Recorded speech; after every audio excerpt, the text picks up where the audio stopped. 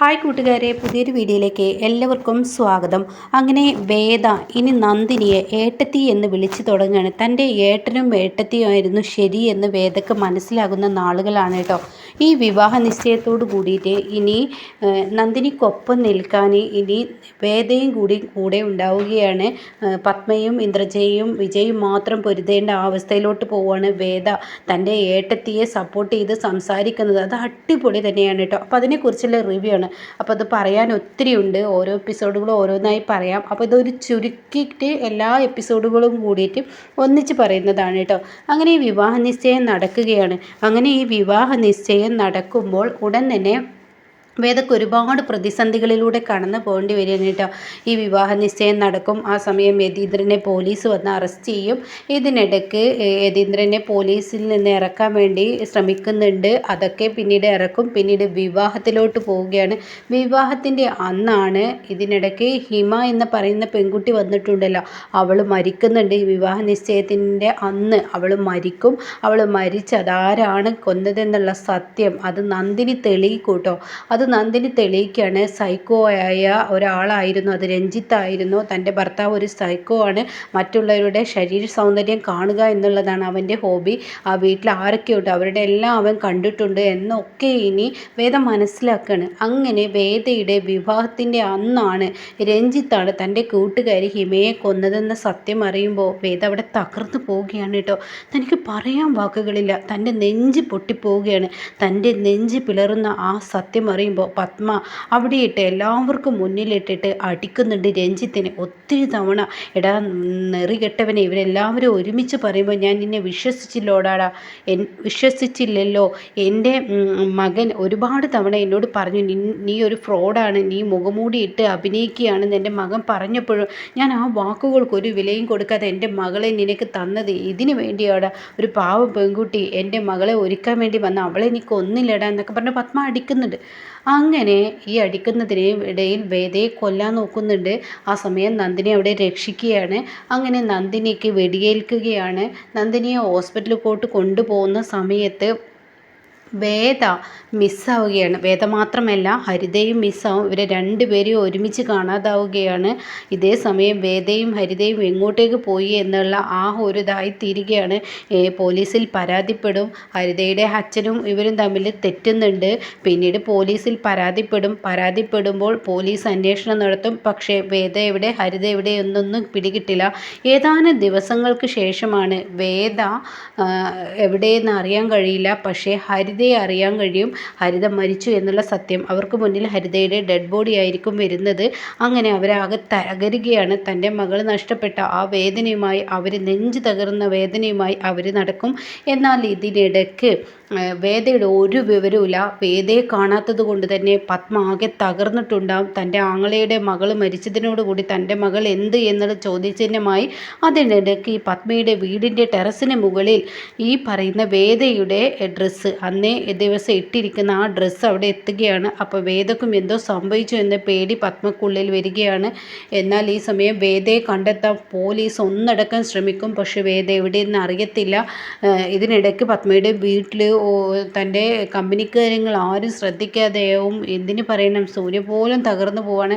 തൻ്റെ പെങ്ങളെ കാണാതായതിൽ സൂര്യക്കും സങ്കടം വരികയാണ്. ഹരിത മരിച്ചത് സൂര്യക്കും ആകെ ഷോക്കാവുകയാണ്. അങ്ങനെ കമ്പനിക്കാരെ ആരും നോക്കാനില്ലാത്തത് കൊണ്ട് തന്നെ ഒരു പെണ്ണിനെ വെക്കുന്നുണ്ട്. അവിടെ ഒരു പെണ്ണെത്തുന്നുണ്ട്. മാധവി എന്നായിരിക്കും അവളുടെ പേര്. ഇനി ഇതിൽ വ്യത്യാസം ഉണ്ടാവുകയാണ്. അപ്പോൾ അതൊക്കെ ചുരുക്കിയിട്ടാണ് കേട്ടോ പറയുന്നത്. ഇതിൻ്റെ ഓരോ എപ്പിസോഡും ഞാൻ പറഞ്ഞു തരാവേ. അപ്പോൾ ഇനി നടക്കാൻ പോകുന്ന, എന്നും നമ്മൾ എപ്പോഴും കാണുന്നത് നന്ദിനിയെ സ്നേഹിക്കാത്ത ആ ഒരു നിമിഷമല്ലേ, ഇനി നമ്മൾ കാണാൻ പോകുന്നത് നന്ദിനിയെ വേദ സ്നേഹിക്കുന്ന ആ ഒരു ഇതാണ് കേട്ടോ. നന്ദിനിയുടെ കാല് പിടിച്ച് എൻ്റെ ഏട്ടത്തി എന്നോട് ക്ഷമിക്കണം എന്ന് പറയുന്ന ആ ഒരു എപ്പിസോഡിൻ്റെ റിവ്യൂ ചുരുക്കി പറഞ്ഞതാണ് കേട്ടോ. മൊത്തത്തിൽ അങ്ങ് എടുത്ത് പറഞ്ഞതാണ്. അങ്ങനെ വേദയെ കാണാതാവുകയാണ്. ഹരിത മരിക്കുന്നു. വേദ പിന്നീട് എവിടെയെന്ന് ആർക്കും അറിയില്ല. എന്നാൽ സൂര്യ നോക്കുന്നു, സൂര്യയുടെ ഭാഗം നന്ദിനി നോക്കുന്നു. അങ്ങനെ പിന്നീട് നന്ദിനിയുടെ അനിയത്തി, അവൾ മുഖേനയാണ് കേട്ടോ ഈ പറയുന്ന ഈ വേദയെ കണ്ടെത്തുക.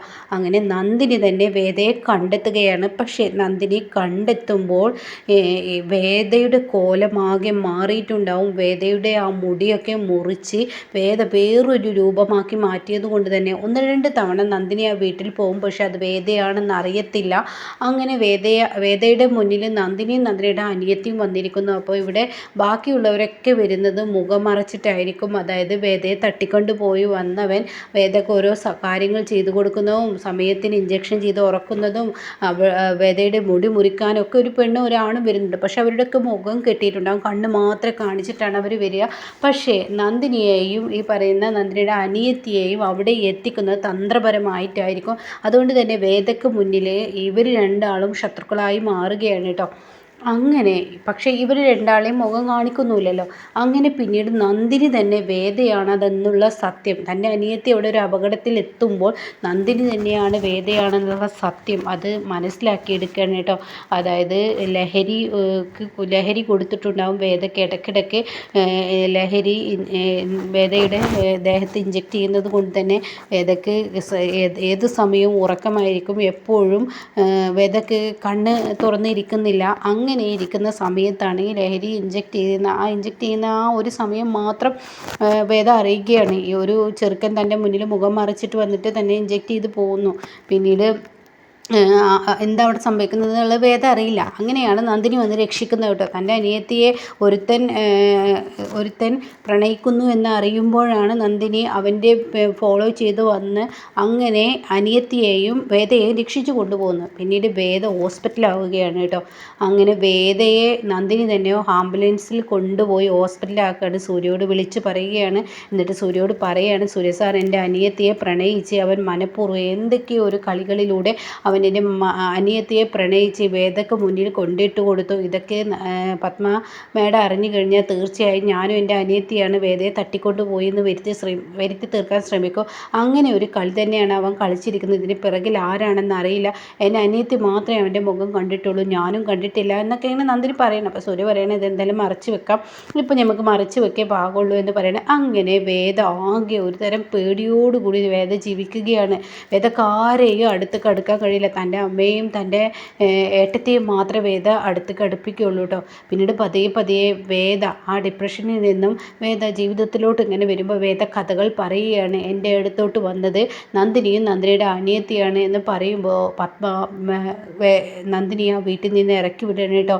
എടാ സൂര്യ, നിൻ്റെ അനിയത്തിയെ ഇത്രയും ദിവസം 2 മാസം ശാരീരികമായും മാനസികമായും മുടി മുറിച്ചും ഭക്ഷണവും കെട്ടിയിട്ടും ലഹരി കൊടുത്തും ഒക്കെ പീഡിപ്പിച്ച ഈ ഭീകര പെണ്ണിനെ ഇവിടെ നിർത്താൻ പറ്റില്ല, ഇവള് പോക്കാണ് എന്നൊക്കെ പറഞ്ഞിട്ട് നന്ദിനി ആ വീട്ടിൽ നിന്ന് ഇറക്കി വിടുമ്പോൾ സൂര്യ വീട്ടിൽ നിന്ന് ഇറങ്ങി പോവുകയാണ് കേട്ടോ. പിന്നീട് സൂര്യ പറയുന്നുണ്ട്, നിങ്ങൾ നന്ദിയില്ലാത്ത കൂട്ടങ്ങളാണ്, അതുകൊണ്ടാണ് നിങ്ങൾ ഇങ്ങനെയൊക്കെ ചെയ്യുന്നത്. നിങ്ങളുടെ മകളെ ആ സൈക്കോ ആയ രഞ്ജിത്തിൻ്റെ മുന്നിൽ നിന്ന് രക്ഷിച്ചെടുത്തത് എൻ്റെ നന്ദിനിയാണ്. അവളുടെ കൂട്ടുകാരി ഹിബയെ കൊന്നത് അവനാണെന്ന് നന്ദിനി തെളിയിച്ചു. എന്നിട്ട് പോലും നിങ്ങൾക്ക് ഇവളെ മനസ്സിലാക്കാൻ കഴിയുന്നില്ലല്ലോ. ഇതിലാരോ നന്ദിനിയെ കൊടുക്കാൻ വേണ്ടി ആരോ കളിക്കുന്നുണ്ട്. അത് ആരാണെന്ന് എനിക്ക് നന്നായി അറിയാം. അതും ആ രഞ്ജിത്തായിരിക്കും. അവനതിനെ ജയിലിലല്ലടാ, നീ അവനെ പറയുന്നത് എന്തിനാ? അവൻ തന്നെ അവിടെ ഇരുന്ന് കളിക്കുന്നുണ്ട്. നിങ്ങൾക്കറിയില്ല അവൻ്റെ കണ്ണികളെക്കുറിച്ച്. അവന് ഒന്നൊന്നര ഫ്രോഡാണ്, ക്രിമിനലാണ്, അതുകൊണ്ട് നിങ്ങൾ വിശ്വസിക്കണം എന്നൊക്കെ പറയുമ്പോൾ പത്മ വിശ്വസിക്കില്ല. പത്മ അവിടെ നിന്ന് നന്ദിനിയെ ഇറക്കി വിടുമ്പോൾ സൂര്യ ഇറങ്ങിപ്പോവുകയാണ്. അങ്ങനെ പിന്നീട് ഇവരുടെ താനൂരമ്മയുടെ അമ്പലത്തിൽ വെച്ച് ഒരു പൂജ നടക്കുകയാണ്. ആ പൂജയ്ക്ക് ഇവരും കുടുംബക്ഷേത്രമാണല്ലോ, അപ്പോൾ ഇവർക്കും അങ്ങോട്ടേക്ക് എത്തേണ്ട അവസ്ഥ എത്തുകയാണ്. ഇതേ സമയം ഗംഗ ആയിരിക്കും ഈ ഗുണ്ടയെ കൊണ്ടുവരിക. അതായത് നന്ദിനിയുടെ അനിയത്തിയെ പ്രണയിച്ചവനാണല്ലോ ഈ വേദയെ കെട്ടിയിട്ട് ആക്രമിച്ചിരുന്നത്. അങ്ങനെ അവിടെ വെച്ച് നന്ദിനി അവനെ കാണാൻ ഇടയാകുകയാണ്. പിന്നീട് വഴക്ക് കൂടി ഇടിച്ച് പരുവമാക്കി, വേദയുടെ മുന്നിലിട്ട് ഇടിച്ച് പരുവമാക്കി നന്ദിനിയെ കൊല്ലാനും വേദയുടെ അനിയത്തിയെ കൊല്ലാനും ശ്രമിക്കുകയാണ് അവനെ. അപ്പോൾ ആ ശ്രമിക്കുന്നതിനിടയിൽ നന്ദിനി രക്ഷിക്കുകയാണ് തൻ്റെ അനിയത്തി. അതൊക്കെ വേദയും പത്മയും നിന്ന് കാണുകയാണ്. ലാസ്റ്റ് സൂര്യ അവനെ ആ ആൽമരത്തിൽ കെട്ടിയിട്ട് സൂര്യ ചോദിക്കുകയാണ്, എടാ ആരാടാ എൻ്റെ ഈ പറയുന്ന എൻ്റെ അനിയത്തിയെ കൊണ്ടുപോകാൻ എന്നോട് പറഞ്ഞതെന്നൊക്കെ പറയുമ്പോൾ ഞാൻ രഞ്ജിത്തിൻ്റെ കൂട്ടുകാരനാണ്, ഞാൻ എൻ്റെ ഇഷ്ടത്തിന് ചെയ്തതാണ്, എൻ്റെ രഞ്ജിത്തിനെ നിങ്ങൾ ജയിലിലാക്കിയത് കൊണ്ട് തന്നെ ഇവൾ മാത്രമാണ് എൻ്റെ മുഖം കണ്ടിട്ടുള്ളത്, നന്ദിനിയുടെ അനിയത്തി, അതുകൊണ്ടാണ് ഇവളെ കൊല്ലാൻ ശ്രമിച്ചത്, പക്ഷേ ഞാൻ പിടിക്കപ്പെട്ടു എന്ന് പറയണത്. അങ്ങനെ ഇതെല്ലാം വേദ ഷോക്കോട് കൂടി കേൾക്കുകയാണ് കേട്ടോ. അപ്പോഴാണ് വേദക്കൊരു സത്യം മനസ്സിലാവുന്നത്. മനസ്സിലാവുന്നത് നന്ദിനിയുടെ അനിയത്തിയെ പ്രണയിച്ച് തൻ്റെ മുന്നിലോട്ട് മനഃപൂർവ്വം അവരെ പ്രതിയാക്കാൻ വേണ്ടി രഞ്ജിത്ത് ചെയ്തതാണെന്നുള്ള സത്യം വേദ മനസ്സിലാക്കിയെടുക്കുകയാണ്. അങ്ങനെ ആ ഒരു താനൂരമ്മയുടെ ആ ഒരു ക്ഷേത്രത്തിലെ പൂജയുടെ അന്ന് വേദ നന്ദിനിയുടെ യഥാർത്ഥ സ്നേഹം തിരിച്ചറിയുകയാണ്. തന്നെ രക്ഷിച്ചെടുത്തത് ഈ പറയുന്ന നന്ദിനിയാണെന്ന് തിരിച്ചറിയുകയാണ് കേട്ടോ. അങ്ങനെ നന്ദിനിയെ പിന്നീട് നന്ദിനി ഇറങ്ങുന്ന സമയത്ത് നന്ദിനി പറയുന്നുണ്ട്, ഞാൻ എൻ്റെ നിരപരാധിത്വം നിങ്ങൾക്ക് മുന്നിൽ തെളിയിച്ചിട്ട് ഞാൻ ഇങ്ങോട്ടേക്ക് തന്നെ വരും എന്ന് നന്ദിനി പറഞ്ഞിട്ടാണ് പോകുന്നത്. ഈ സമയം സൂര്യ അത് പറഞ്ഞിട്ടാണ് കേട്ടോ അവരുടെ നാട്ടിലേക്ക് പോകുന്നത്. അപ്പോൾ തൻ്റെ നിരപരാധിത്വം തെളിഞ്ഞത് കൊണ്ട് തന്നെ സൂര്യ തിരികെ വരികയാണ് നന്ദിനിയും കൊണ്ട്. ഈ സമയം പത്മക്ക് ഒട്ടും ഇഷ്ടപ്പെടില്ല കേട്ടോ. പത്മ പറയുകയാണ്, ഇതിലെന്തൊക്കെയോ ചതി നടന്നിട്ടുണ്ട്, എടാ നീ അവളെ വിശ്വസിക്കരുതെന്നൊക്കെ പറയുമ്പോൾ നിങ്ങളൊരു പൊട്ടിയാണെന്ന് ഇപ്പം മനസ്സിലായി. നിങ്ങൾക്ക് ആരെ വിശ്വസിക്കണമെന്ന് നിങ്ങൾ മനസ്സിലാക്കുന്നില്ല. നിങ്ങളുടെ മകളെ കൊന്നിരിക്കുകയാണ് അവൻ ചെയ്തിരിക്കുന്നത്. അപ്പോൾ അത് നിങ്ങൾ മനസ്സിലാക്കുന്നില്ല. നിങ്ങൾക്ക് ബുദ്ധിയില്ലാത്തത് കൊണ്ടാണെന്ന് എനിക്ക് നന്നായി അറിയാം. നിങ്ങളുടെ മകളെ എൻ്റെ നന്ദിനി എപ്പോഴും രക്ഷിച്ചുകൊണ്ടിരിക്കുകയാണ്. ഇപ്പോഴും നിങ്ങളുടെ മകളെ അവൻ വിട്ടിട്ടില്ല. അപ്പോൾ അതുകൊണ്ട് ആ കാര്യം നിങ്ങൾ മനസ്സിലാക്കണം എന്നൊക്കെ പത്മയോട് പറയുമ്പോഴും പത്മയുടെ ഉള്ളു തുറക്കില്ല കേട്ടോ. പക്ഷേ വേദ ഒറ്റയ്ക്ക് ഇരുന്ന് ഇങ്ങനെ ആലോചിക്കുകയാണ്. തൻ്റെ അടുത്ത് ആ ക്രൂരമായ ഒരു പെണ്ണും ചെറുക്കനും മുഖം മറച്ച് വന്നിരുന്നു, തൻ്റെ മുടി മുറിച്ചിരുന്നു, തന്നെ കെട്ടിയിട്ട് ആക്രമിച്ചിരുന്നു, തനിക്ക് ലഹരി ഇടയ്ക്കിടയ്ക്ക് ഇൻജെക്റ്റ് ചെയ്തിരുന്നു, തന്നെ മാനസികമായും ഭക്ഷണം തരാതെ വായും മുഖവും കൈയൊക്കെ ഒരു കസേരയിൽ കെട്ടിയിട്ട് ഏതാനും ദിവസങ്ങൾ താൻ അവിടെ ജീവിച്ച ആ ജീവിതം ത്തിനിടയ്ക്ക് തൻ്റെ മുന്നിലോട്ട് മുഖം മറക്കാതെ വന്നത് ഈ പറയുന്ന നന്ദിനിയുടെ അനിയത്തിയും നന്ദിനിയാണ്.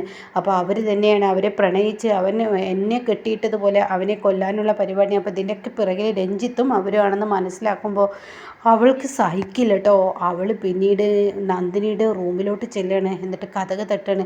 ഈ സമയം സൂര്യ നന്ദിനിയോട് പറയാണ്, നിൻ്റെ നിരപരാധിത്വം നിൻ്റെ താനൂരമ്മ തന്നെ അവനെ അവിടെ എത്തിച്ച് എൻ്റെ അമ്മക്ക് മുന്നിൽ തെളിയിച്ചില്ല നന്ദിനി. പറയാതിരിക്കാൻ വയ്യ. നിൻ്റെ അനിയത്തിയും എൻ്റെ അനിയത്തി അനുഭവിച്ച മാനസിക പീഡനമൊക്കെ ഞാനിപ്പോൾ ആലോചിക്കുമ്പോൾ എനിക്ക് സങ്കടം സഹിക്കുന്നില്ല സമയത്താണ് കേട്ടോ കതകിൽ ആരോ തട്ടുന്നത്. അങ്ങനെ കതകിൽ തട്ടുന്ന ആ സമയത്ത് നന്ദിനി പോയി കതക് തുറക്കുമ്പോൾ കാണുന്ന കാഴ്ച വേദയായിരിക്കും കേട്ടോ. വേദ ഓടി വന്ന് തൻ്റെ ഏട്ടനെ കെട്ടിപ്പിടിക്കണം. ഏട്ടാ എന്നോട് ക്ഷമിക്കണം, എൻ്റെ ഏട്ടനോട് ഞാൻ ഒരുപാട് ക്രൂരതകൾ ചെയ്തു. അതൊക്കെ ആലോചിക്കുമ്പോൾ എനിക്ക് എന്നെ തന്നെ കത്തിച്ച് കളയാൻ തോന്നണം. അത്രയ്ക്കും വെറുപ്പ് അറപ്പാണ് തോന്നുന്നത്. എൻ്റെ ഏട്ടൻ ഇല്ലായിരുന്നെങ്കിൽ ഈ വേദ ഇന്ന് തിരിച്ചു വരില്ല, അതെനിക്ക് ഉറപ്പാണ്. എൻ്റെ ഏട്ടനാണ് എൻ്റെ രക്ഷകൻ എന്ന് എനിക്ക് മനസ്സിലായി എന്ന് പറഞ്ഞിട്ട് തൻ്റെ ഏട്ടനെ കെട്ടിപ്പിടിച്ച് കരയുമ്പോൾ, എന്താ മോളെ നീ ഇങ്ങനെയൊക്കെ കരുന്നത്? നിന്നെ സംരക്ഷിക്കുക എന്നുള്ളത് എൻ്റെ ഉത്തരവാദിത്തമല്ലേ? നീ എൻ്റെ ചോരയല്ലേ?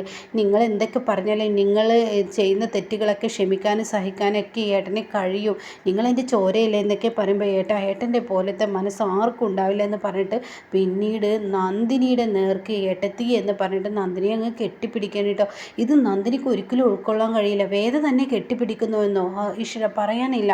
അങ്ങനെ വേദയുടെ മുഖത്തോട്ട് എന്താ വേദമേട ഈ ചെയ്യുന്നത്, എന്താ ഈ വേദമേട? ഇല്ല ഏട്ടത്തി എന്നോട് ക്ഷമിക്കണം, എൻ്റെ അടുത്ത് തെറ്റുപറ്റി.